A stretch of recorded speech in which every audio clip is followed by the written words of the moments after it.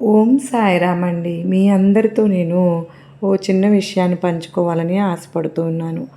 బాబా వారి మీద ఎంత ప్రేమ ఉందో మనందరికీ కూడా ఒక పరీక్ష కూడా ఎదురైంది.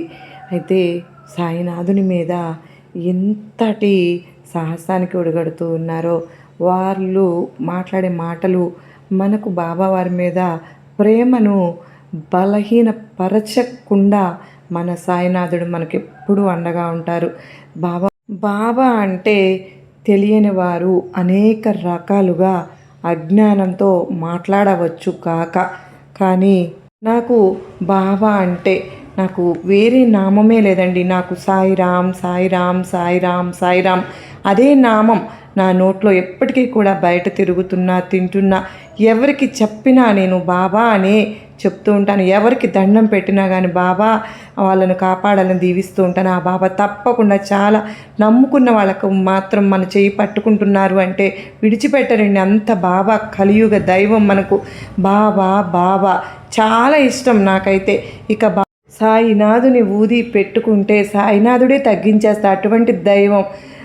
అంతగా నమ్ముకున్న బాబా వారిని అసలు బాబా దేవుడు కాదు, అది అసలు గుడే కాదు, బాబాని మొక్కేవాళ్ళు హిందువులే కాదని అలా మాట్లాడుతూ ఉంటే, ఆ మాటలు వింటూ ఉంటే ఏమనిపిస్తుందంటే ఎంతో కోపం వస్తుంటుంది నాకు. ఎవరైనా అట్లా అంటూ ఉంటే, ఒక ఆటో అతను అన్నారు, ఆ బాబా ఆటోలో బాబా గుడి నుంచి వచ్చి నీకు ప్రసాదం ఇస్తానంటే, నేను బాబాని నమ్మనమ్మ, బాబాని ఎందుకు నమ్ముతున్నావు అన్నాడు. ఆ భగవంతుడు నిన్ను చూసుకుంటాడు, నిన్ను చల్లగా చూడాలి బాబా. చూస్తాడండి నిన్ను చల్లగా. సాయినాథుడు అన్న వాళ్ళను కూడా వాళ్ళని ఏమీ తిట్టరు, ఇంకా వాళ్ళని ఇంకా బాగు చేయాలనే చూస్తారు బాబావారు. అంతేగాని బాబా అటువంటి బాబా మాటలు వినకూడదండి. అలా అన్నప్పుడు ఇబ్బందిగా అనిపిస్తుంది, నేను వినలేను. నేను మంచిది నాయన, నీకు పర్వాలేదు, ప్రసాదం తీసుకోకుంటే పర్లేదు, కానీ ఈసారి అట్లా మాట్లాడవద్దు అని చెప్పాను. అలా మాట్లాడిన వాళ్ళను కూడా ఎట్లా అయినా సరే మార్పు తెద్దాము వాళ్ళల్లో అని చూస్తారండి. మళ్ళీ కొన్ని రోజులకు వాళ్ళే చెప్తారు, మళ్ళీ అయ్యో మేము ఇట్లా చేశాము, ఇట్లా అన్నాము, అంతేగాని వాళ్ళు బాగుపడరు అని కూడా మనం అనకూడదు. మనం ఎందుకంటాం, బాబా ఆనంది మనం ఎందుకంటాం, కానీ బాబా భక్తులుగా బాధ అనిపిస్తూ ఉంటుంది, వినలేము మనం. అంతేగాని ఆ బాబా వారి దయ, నిజంగా బాబా ఉన్నారండి, కలియుగ దైవం మన వెంటనే ఉంటారు.